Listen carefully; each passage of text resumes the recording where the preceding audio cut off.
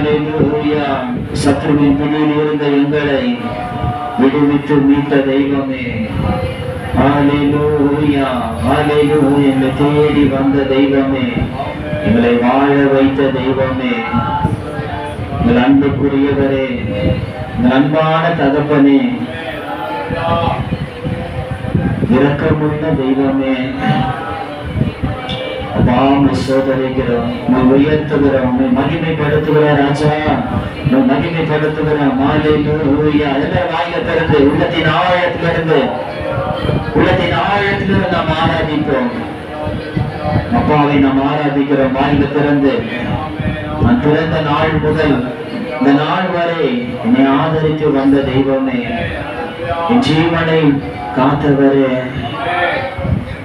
எனக்கு ஆறுதல் தந்தவரே, என் கண்ணீரை துடைத்த தெய்வமே, என் மனவாளனே,